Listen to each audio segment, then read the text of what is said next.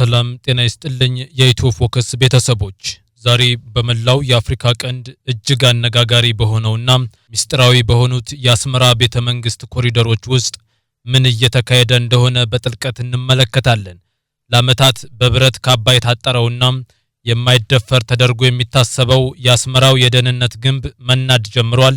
ከቅርብ ጊዜ ወዲህ በከፍተኛ ሚስጥር የኤርትራ ሰላዮችና የደህንነት አባላት ድንበር የተሻገሩ ወደ ኢትዮጵያ መፍለሳቸው ከጀርባው ምን ትልቅ ሚስጥር ይዞ ይሆን?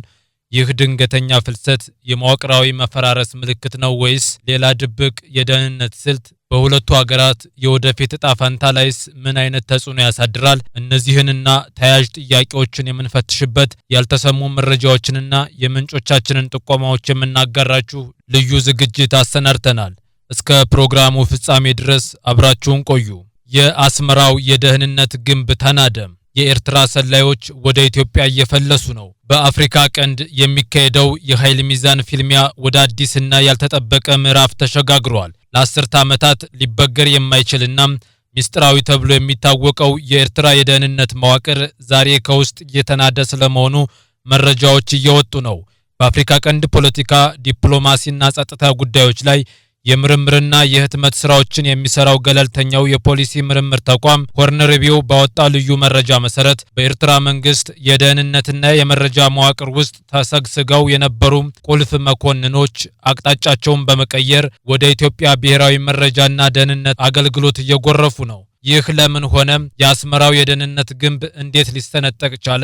ኢትዮጵያስ ይህንን መረጃ እንዴት እየተጠቀመችበት ነው? በሆርን ሪቪው የወጣውን ይህንን ጥልቅ ትንታኔ መሰረት በማድረግ ዝርዝር መረጃ ይዘንላችሁ ቀርበናል። ተከታተሉን። የኤርትራ የደህንነት መዋቅር ለአስርተ ዓመታት የተገነባው በጥብቅ ቁጥጥርና በማይናወጥ የህዝባዊ ግንባር ለዲሞክራሲና ለፍትህ በተሰኘው ተቋም ታማኝነት ላይ ነበር። ሆኖም ግን አሁን እየታየ ያለው ሁኔታ ይህን የቆየ እሳቤ የሚፈታተን ነው። የሆርን ሪቪው የዜና ምንጮች እንደገለጹት ይህ የሰላዮች ፍልሰት በድንገት የተከሰተ ተራ ክስተት አይደለም። እነዚህ መኮንኖች ቀደም ሲል በኢትዮጵያ የሽግግር ወቅት በኤርትራው ገዥ ፓርቲ አማካኝነት በኢትዮጵያና በአጎራባች ሀገራት ውስጥ ስልታዊ በሆነ መንገድ ተሰግስገው የነበሩ ናቸው። ዛሬ ግን እነዚህ ሰላዮች ከነበሩበት የሚስጥር መዋቅር በመውጣት ለኢትዮጵያ መረጃና ደህንነት አገልግሎት በዋጋ የማይተመን መረጃዎችን እያቀበሉ ይገኛሉ። ይህ የደህንነት መኮንኖች ፍልሰት ተራ የግለሰቦች ውሳኔ ሳይሆን በኤርትራ የደህንነት መዋቅር ውስጥ የታየ ስር የሰደደ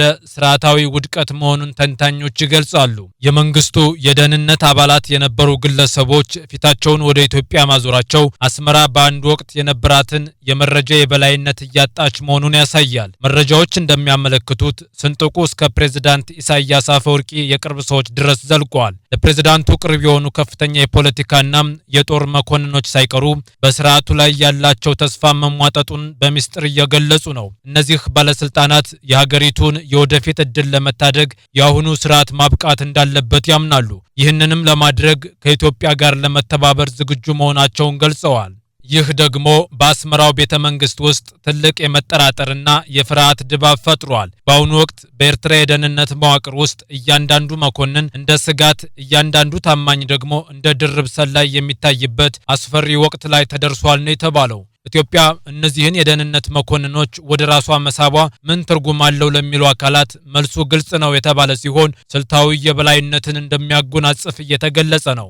እነዚህ ሰላዮች የኤርትራን የሚስጥር አሰራር ዘዴዎች፣ የክትትል ካርታዎች፣ የስለላ መረቦችንና የውስጥ ደህንነት መመሪያዎችን በዝርዝር ለኢትዮጵያ እያቀረቡ ይገኛሉ። ይህም የኤርትራ መንግስት ትልቁ መከላከያ የሆነውን ሚስጥራዊነት ወደ ትልቅ ተጋላጭነት ቀይሮታል። ሆኖም ኢትዮጵያ ይህንን መረጃ ለስነ ልቦና ጦርነት ከመጠቀም ይልቅ በዝምታ ለመያዝ መርጣለች። የሆርን ሪቪው ትንታኔ እንደሚያሳየው ኢትዮጵያ ይህንን የምታደርገው በቀጠናው ሊፈጠር የሚችለውን ቀጥተኛ ግጭት በመስጋትና መረጃውን በረጅም ጊዜ ጥቅም ላይ ለማዋል በማቀድ ነው። ይህ አይነቱ ስትራቴጂካዊ ዝምታ አስመራን ይበልጥ በጥርጣሬ ውስጥ እንድትወድቅ አድርጓታል። በደህንነት ቋንቋ የታማኝነት ድካም የሚባል ጽንሰ ሐሳብ አለ። ይህም አንድ መኮንን ለዓመታት ሲያገለግለው የነበረው ስርዓት ከርዕዮተ ዓለምም ሆነ ከስትራቴጂ አንጻር ሲከሽፍበት የሚሰማው የስነ ልቦና ስብራት ነው። በአሁኑ ወቅት በኤርትራ ደህንነቶች ዘንድ የታየው ይሄው ነው ተብሏል።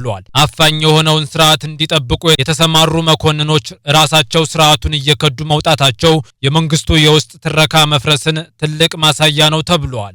ይህ ክስተት በአፍሪካ ቀንድ ሀገራት መካከል ለዓመታት ሲካሄድ የቆየውን ሻዶው ዋር ወይም የጥላ ስር ጦርነት መልክ የሚቀይር ነው። ቀደም ሲል ፉክክሩ በፕሮፓጋንዳና በዲፕሎማሲያዊ ሽኩቻዎች ላይ ያተኮረ ነበር። አሁን ግን ጦርነቱ ወደ ተቋማዊ ዘልቆ በመግባት ተቀይሯል። የኤርትራ መንግስት ከዚህ በኋላ የራሱን የደህንነት አባላት እንኳን ሙሉ በሙሉ ማመን የማይችልበት ደረጃ ላይ መድረሱ የአገሪቱን ሉዓላዊነትና የስርዓቱን ህልውና አደጋ ላይ ጥሎታል። በማጠቃለያው የአፍሪካ ቀንድ አዲስ አይነት የመረጃና ደህንነት ፍልሚያ ውስጥ ይገኛል። ይህ ጦርነት የሚካሄደው በይፋዊ መግለጫዎች ሳይሆን በሚስጥር ኮሪደሮች ውስጥ በታማኝነት መሸርሸርና በመረጃ ብልጫ ነው። ሆርን ሪቪው እንዳመለከተው የኤርትራ የደህንነት ግንብ መሰንጠቅ ለኢትዮጵያ ትልቅ የመረጃ የበላይነት የሰጠ ቢሆንም በቀጠናው ላይ የሚኖሩ የረጅም ጊዜ ተጽዕኖ ግን ወደፊት የሚታይ ይሆናል። አንድ መንግስት በሚስጥር መመራት ካቃተው ቁጥጥሩ ወደ ቲያትር ይቀየራል፣ መረጋጋቱም ተረት ይሆናል ነው የሚባለው። ይህንን ዘገባ ከወደዳችሁት ላይክ በማድረግና ለሌሎችም በማጋራት የአፍሪካ ቀንድን ወቅታዊ ሁኔታዎች ለብዙዎች እንዲደርስ ያድርጉ። የኢትዮ ፎከስ የዩቲዩብ ቻናልን ሰብስክራይብ በማድረግ ቤተሰብ ይሁኑ።